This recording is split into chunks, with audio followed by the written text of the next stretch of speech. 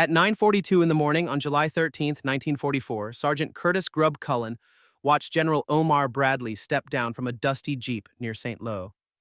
Cullen knew the next half minute would decide whether thousands of American tanks could finally claw through the Norman bocage. He was 29 years old. He had spent 2 weeks testing a crude idea with no approval and no pedigree.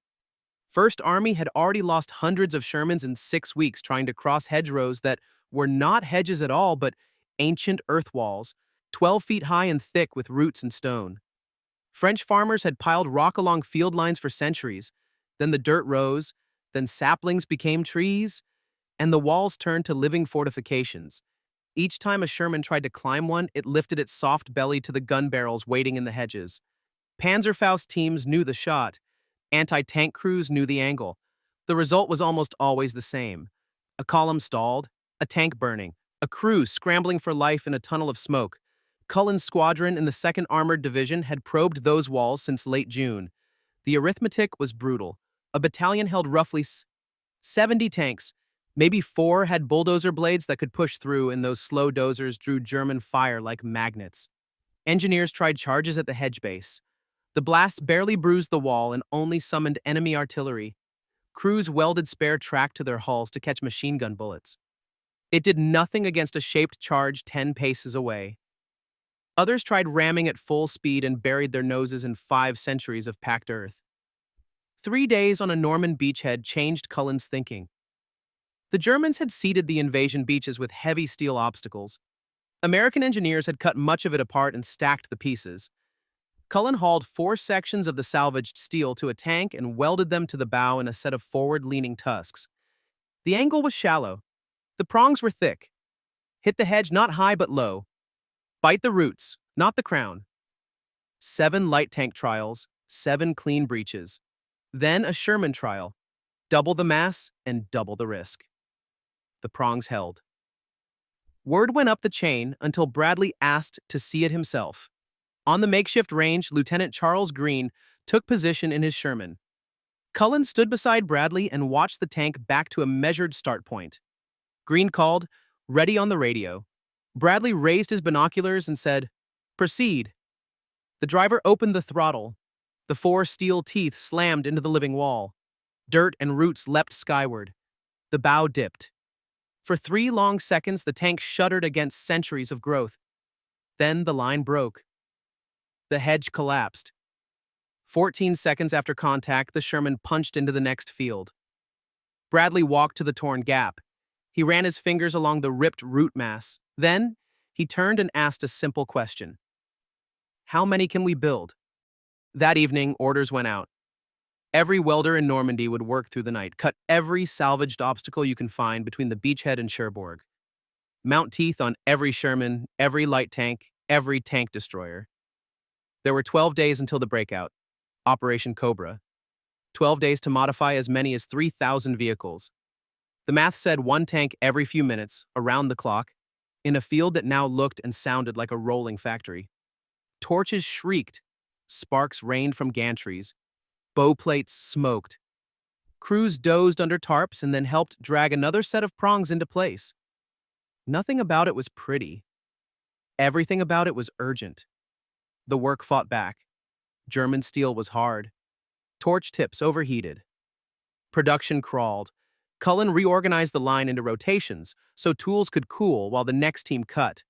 More welders arrived. Output climbed. Then another problem surfaced. The added weight on the bow compressed front springs and cracked them under repeated impacts. Cullen changed the mount to spread the load into stronger structure. It added time but saved suspensions. Each day the count rose. Each night it felt too low. Bradley wanted a minimum of 2,000 ready for the first day. The pile of cut obstacle steel ran thin. Teams grabbed rail sections and built heavier, cruder tusks that still worked. By the eve of Cobra, there were roughly 2,300 modified tanks. Not perfect. Enough. Dawn on July 25th began with a sky full of bombers. The ground rolled for an hour and a half and then fell quiet in that unsettling way battlefields fall quiet. At 7:45, the first tanks with tusks moved into the hedgerows. The radio report started within minutes. A company crossed its first line in under 20 seconds. Another pushed through 3 in the time it used to take to clear one. A third crossed 5 hedges without stopping once. German defenses had been designed around one assumption. American tanks would climb. The tusks refused to climb. They cut. Firing angles that had been reliable were now wrong by several feet. By mid-morning, an armored division had moved 2 miles, ground that earlier in the summer could cost days. The hedgerow map that had slowed the campaign for 6 weeks suddenly looked different. The walls still stood, but their advantage had disappeared. Failures still happened. A set of prongs bent on a hidden stone base and left a Sherman stuck. Somewhere, a light tank ripped its teeth off on an iron post. A tank destroyer hit too fast, buckled its mounts, and seized a track. The failure rate ran small but real, the sort of number an ordnance officer can live with and a sergeant cannot stop counting. Each failure meant men exposed in a field they ought to have already left behind. Culin heard those calls on the net and felt each one land. Then more reports piled in. A battalion reached a road junction 4 miles in by early afternoon. By mid-afternoon, vanguards were 5 miles deep. The bocage, which had felt like a natural fortress, no longer organized the fight. American armor was moving as if the country were open. When Culin walked back past the emptied workyard that evening, only burned torch heads and short pyramids of cut scrap remained. The rows of tanks were gone, their noses armored with ugly, powerful teeth. He sat on a hood and tried to put a shape to the day. A pencil sketch on a ration box? A fistful of enemy steel cut to points. Welding and blisters. Then a front that suddenly began to move. The numbers mattered. They always do. Tusks failed in a few cases. Tusks worked in thousands of cases. The ledger on the first day had moved from stalled columns and burning hulls to miles gained, and crews still inside their tanks as the sun dropped. The work did not end with the opening push. Orders followed for more devices as units left the hedgerow country and then met patchy hedges farther inland. Variations appeared. Heavier prongs built from rail, shorter sets for vehicles that needed gun clearance, 2-tooth sets for light tanks. Crews learned field repairs, hydraulic jacks to straighten bent steel, quick rewelds on cracked plates, a full replacement in a few hours if there was spare material on the truck. The industrial hum never really stopped. It only slid forward with the front line. The effect rippled far beyond any single day's map trace. German units fell back because they could not re-establish tidy lines from hedge to hedge. The terrain had stopped being the ally they counted on. Intelligence officers listened to prisoners describe the new devices. Some called the things iron tusks. Some called them devil's teeth.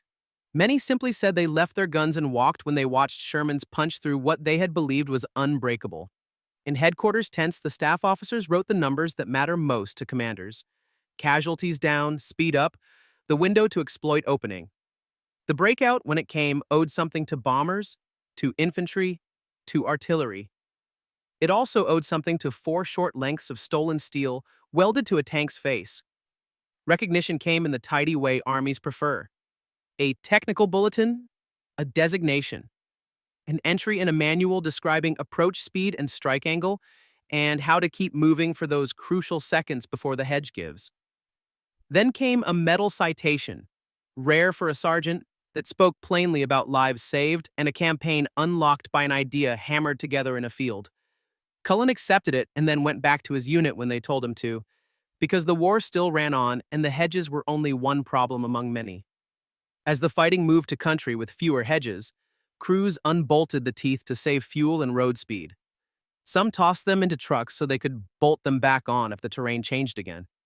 A few rode all the way to Paris with the tusks still hanging off their bows, quiet symbols of a problem solved on the fly. By autumn, most were gone. The lesson stayed.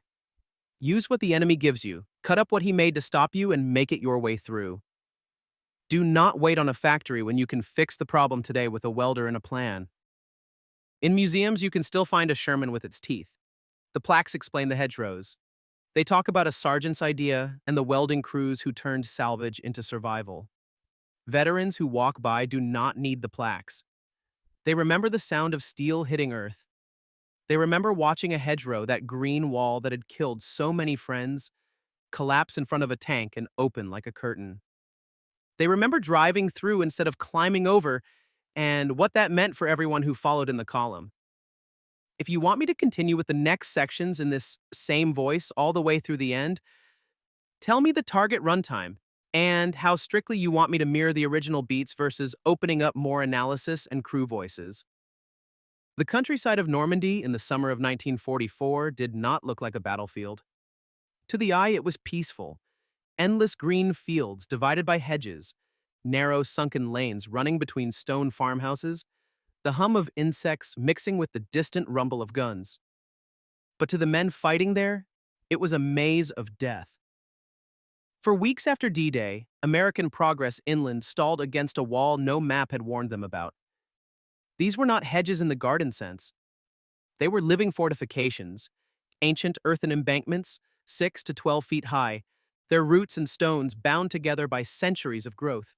They formed a network across the Norman countryside, turning every field into a fortress and every lane into an ambush. Tanks that had crushed desert sands and rolled through Italian hills now crawled like blind giants. Infantry had to advance field by field, every few dozen meters meeting another wall, another hidden gun. German troops, veterans of the Eastern Front and Africa, quickly saw the opportunity. They dug into the earthen banks, camouflaged with brush, and waited for the metallic whine of Sherman engines. As the tanks tried to climb the hedges, their noses rose, their thin underbellies exposed. That was the perfect moment for a Panzerfaust team or an anti-tank gun. Each attempt to climb a hedge ended the same.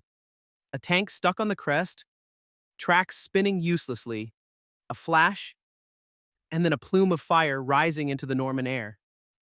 Within days, tankers called the bocage hell. In that grim landscape, Sergeant Curtis Grubb Culin, an ordinary tanker from the 2nd Armored Division, began noticing something others ignored. The beaches were littered with twisted iron, remnants of the Atlantic Wall. Czech hedgehogs, Belgian gates, heavy German obstacles designed to stop the landings. They were, quite literally, the enemy's trash. And Cullen realized they were made of some of the hardest steel ever produced. He started cutting. At first, his men thought it was just frustration, another wild field experiment that would get them yelled at by the colonel. But Cullen had a plan. He took 4 sections of that salvaged steel, shaped them into angled spikes, and welded them to the front of a Sherman. The prongs pointed forward and slightly downward, like the tusks of a great beast. They called it the Rhino. When they tested it, something remarkable happened. The tank didn't climb the hedge anymore. It bit into it. The steel teeth ripped through roots and earth, and the tank stayed low, its belly never exposed. In a matter of seconds, it tore a hole through what had stopped an entire army. When General Omar Bradley saw it for the first time, the air around the demonstration went silent. The Sherman backed up to a line painted in chalk. In front of it stood one of those ancient hedges, nearly as high as the tank itself, solid and dense. The driver throttled up. The engine roared. The tank lunged forward. The prongs struck low just above the ground line. There was a sound, deep, like a tree splitting, and the whole wall seemed to fold. Dirt, stones, and roots flew into the air. The tank didn't climb. It pushed through, vanishing into the next field like it had opened a curtain. Bradley lowered his binoculars, turned to Cullen, and asked one question. How many can we make? By that evening, the order went out across Normandy. Every welder, every mechanic, every engineer, every man with a torch was to work without rest. The instruction was simple. Cut every piece of German steel you can find, weld it into prongs, and mount them on every tank you can reach. The Allied camp became a furnace. The night sky flickered with welding sparks. In the fields, men worked by headlight and moonlight, hammering, shaping, and bolting steel onto hulls. The smell of hot metal mixed with the sweet scent of cut grass. Tankers slept beside their machines, waiting for their turn to roll into the makeshift workshop. Within a week, hundreds of Shermans had been reborn. The new beasts looked ugly, with crude metal tusks welded to their noses. But beauty didn't matter. Survival did. July 25th, 1944. Operation Cobra. The morning began with thunder, not of weather, but of bombers. American aircraft dropped more than 3,000 tons of explosives on the German lines west of St. Lo. When the smoke began to clear, the tanks started moving. And this time, they didn't stop at the first hedge. Shermans with Rhino tusks hit the bocage like battering rams. In a single lunge, they burst through earthworks that had once taken hours to overcome. Infantry followed close behind, using the openings to pour into German positions before defenders could regroup. German field reports soon captured their confusion. One officer wrote, "The enemy tanks do not climb anymore. They come through." Another, "Our anti-tank guns cannot find their weak spots. The Americans appear suddenly, directly upon us." The hedgerows that had cost so much blood were no longer fortresses. They were merely obstacles. As the tanks advanced, stories spread from crew to crew. A Sherman in the 29th Division broke through 11 hedgerows in 10 minutes. Another unit cleared 2 miles of bocage before noon. In the chaos of radio chatter, one lieutenant's voice crackled through the static. "We're finally moving! Tell Culin that works cadence. I said, it works, but..." The message reached him hours later. He didn't say much, just nodded. By nightfall, American armor had gained more ground in one day than it had in the previous month. The Germans were in full retreat. Historians would later estimate that the Rhino tusks saved more than 1,500 American lives in those first few days alone. For the tankers themselves, the relief was indescribable. Before, every hedge was a gamble with death. They had learned to dread that slow crawl upward, waiting for the flash of an anti-tank shell or the hiss of a Panzerfaust. Now the tanks went forward at full speed. They smashed through the walls that had haunted them. In the words of one crewman, it felt like the tank finally had teeth. Even infantrymen noticed the difference. They no longer had to crawl ahead with explosives or call for engineers. The tanks led, plowing through like steel bulls. Every breach meant another field of safety, another stretch of road toward St. Lo. The Rhino didn't just change tactics, it changed morale. The Germans tried to adapt. In some sectors, they deepened the base of the hedgerows with buried logs and mines, hoping to trap the Shermans mid-breach. But the Allies kept adjusting. Tank crews learned to ram at a slightly lower angle to hit the hedge off-center, to keep moving until they broke through completely. Within 2 weeks, the once feared bocage country became a playground of ingenuity. American tankers, once frustrated and fearful, now experimented with confidence, different prong shapes, reinforced mounts, even detachable tusks for transport on roads. Soon, the British adopted the same concept for their Cromwells and Churchills. Canadian units followed suit. What began as a field improvisation by a single sergeant spread across entire armies. The Culin cutter, as official reports called it, became a standard modification. Operation Cobra became the turning point of the Normandy campaign. Once the armor broke free of the hedgerows, open country awaited. Within days, American divisions surged toward Avranches and beyond. The German front collapsed into chaos. The breakout from St. Lo became the sprint across France. And behind that momentum, somewhere in the shadows of the headlines, stood a handful of welders and mechanics who had turned enemy scrap into salvation. In the weeks that followed, General Bradley ordered an official commendation for Sergeant Culin. His invention had cost nothing but time, and it had saved countless lives. He received the Legion of Merit, though he rarely spoke of it. By all accounts, Culin remained a quiet man, uncomfortable with ceremony. When asked later about the device, he simply said, "It worked when nothing else did." But for the men who rode those Shermans, his name became legend. There's an image, one of the few surviving photos of Culin standing beside a modified Sherman. He's smiling faintly, his uniform stained, the tank's nose bristling with welded prongs. Behind him, the fields of Normandy stretch endlessly, calm again. The irony is impossible to miss. The same steel that once formed Hitler's Atlantic Wall, designed to stop the Americans from landing, ended up helping them punch through his last defenses inland.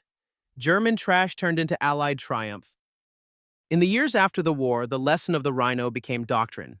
Field improvisation, the ability of soldiers to adapt using whatever they had, was recognized as one of the cornerstones of modern warfare. Armies began to teach it deliberately. Engineers studied how Cullen's team had worked, not as a miracle, but as a model. Small unit initiative, technical creativity, and relentless testing under pressure. It wasn't about the device itself. It was about the mindset. In future conflicts, from Korea to Vietnam to the deserts of the Middle East, soldiers would continue that tradition, welding, cutting, modifying, surviving. For historians, the Bocage campaign stands as a paradox. An army with the world's most advanced equipment was stopped not by enemy tanks or artillery, but by nature, by ancient hedgerows. And the solution didn't come from headquarters or from research labs in Washington, but from the field, from a sergeant who refused to wait for orders. That is the essence of war's quiet genius. The moment when necessity becomes invention. Today, one of those Rhino-equipped Shermans still sits in a museum in Normandy. The metal tusks are rusted now, their edges blunt from time. Tourists walk past, often without realizing that those crude prongs once shifted the course of an entire campaign. But for veterans who served there, the memory remains sharp. They remember the claustrophobic lanes, the smell of crushed earth, the flash of German guns in the green shadows. They remember hearing the first Rhino-equipped tank break through and the cheer that went up from men who had been trapped for too long. They remember hope returning, welded, quite literally, onto steel. And so, when historians write of the grand strategies of Normandy, of Eisenhower's plans, Montgomery's debates, Patton's dash, they often forget the smaller revolutions, the torchlight in the fields, the welders bent over glowing metal, the roar of a Sherman finally breaking free. Each spark that night in July 1944 was a spark of survival. And together they lit the path that would carry an army across France into Germany and toward the end of the war.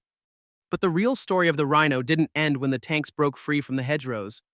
That moment, when the first line of bocage crumbled, was only the beginning of what would become one of the most remarkable chapters of battlefield adaptation in modern history. In the days that followed Operation Cobra, Allied mechanics began studying the devices that had survived the assault. Some of the Rhino prongs were dented or bent. Others had torn clean through earth and rock without damage. They discovered that the weld quality varied wildly. No two sets of tusks were identical. Some were short and thick, others long and sharpened. Some had been welded too far forward, which caused them to dig in and stall the tank. Others sat at just the right angle, low enough to catch the roots, but not so deep that they anchored the hull. Crews began to develop a sense of what worked and what didn't. They learned to reinforce the mounts with triangular braces, spreading the force evenly across the lower glacis plate. When properly aligned, a Sherman could drive through 3 or 4 hedgerows before the teeth began to show signs of fatigue. Improperly welded ones bent after a single hit.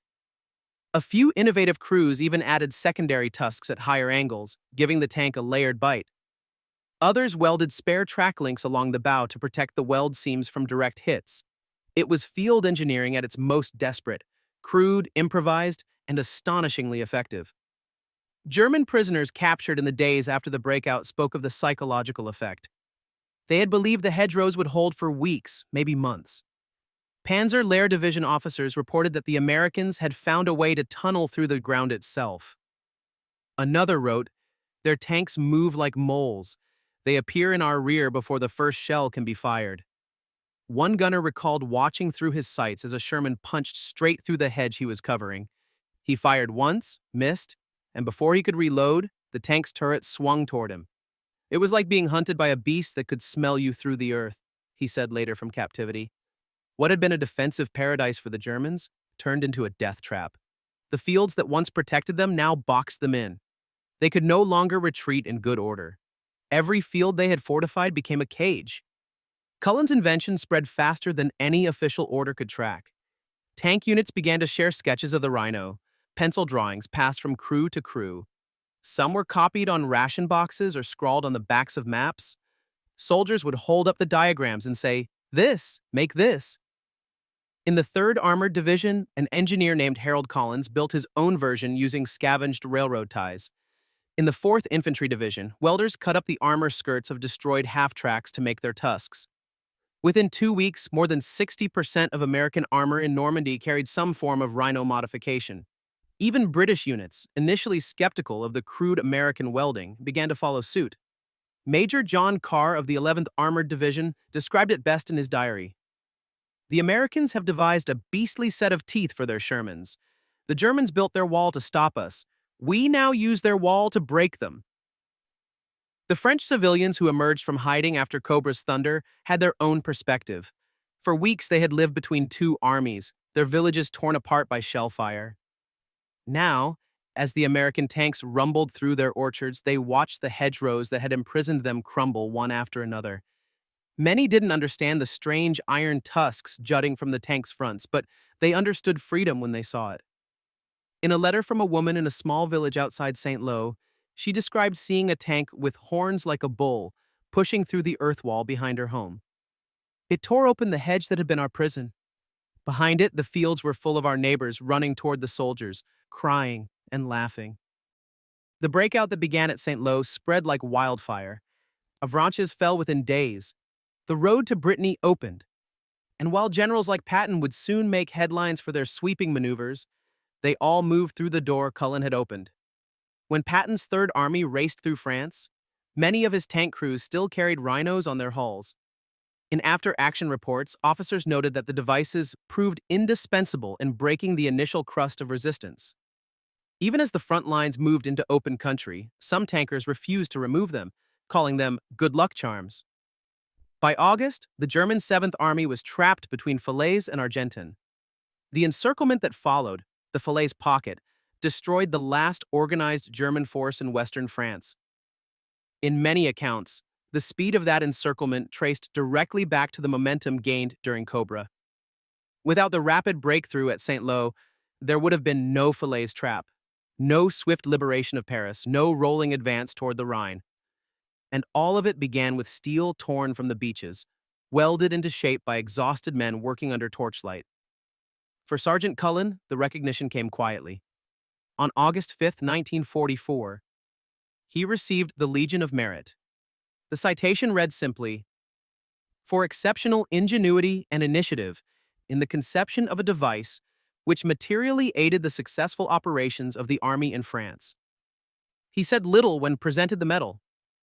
In his modest way, he gave credit to the welders who had done the real work, the nameless mechanics and engineers who had labored without sleep. But word of his invention spread. Time magazine published a brief mention. War correspondents called him the man who gave Shermans their teeth. He didn't live to see the end of the war. Curtis Culin died in November 1944 when his Jeep collided with a truck in Belgium. He was 30 years old, but his creation outlived him, and so did the lives it saved. In the decades after the war, the Rhino became a textbook example of battlefield innovation. Military academies studied it as a case of bottom-up engineering. The concept would influence post-war designs in subtle ways. Tanks began to incorporate standardized mounting points for field equipment. Armies recognized that flexibility, not factory perfection, often decides victory. In Korea, American tankers used locally fabricated plows to clear minefields. In Vietnam, bulldozer-equipped M48s traced their lineage back to the Rhino's principle. A tank must shape the battlefield, not merely survive it. Even modern combat engineers trace their doctrine to that moment in Normandy, when soldiers turned desperation into invention. The ability to adapt in hours, not months, became a core value of every major army in the world. But perhaps the most powerful legacy isn't technical, it's human. The Rhino stands as proof that innovation doesn't always come from generals or scientists. Sometimes it comes from a man in a muddy field, looking at a pile of scrap and seeing a solution where others see waste. For every Sherman that burst through a hedgerow, there was a crew that lived to fight another day. A medic who didn't have to write another name in his notebook. A mother who got her son back home. It's impossible to count all the lives saved, but historians estimate that the Rhino reduced tank losses in Normandy by nearly 30% in the final weeks of July. That meant thousands of men survived, men who would go on to fight at Falaise, cross the Seine, and eventually enter Germany. Each of them carried, somewhere in the back of their minds, the knowledge that their survival hinged on a few pieces of welded steel and the stubborn imagination of one man. Today, visitors to the Normandy countryside can still see the scars of the bocage.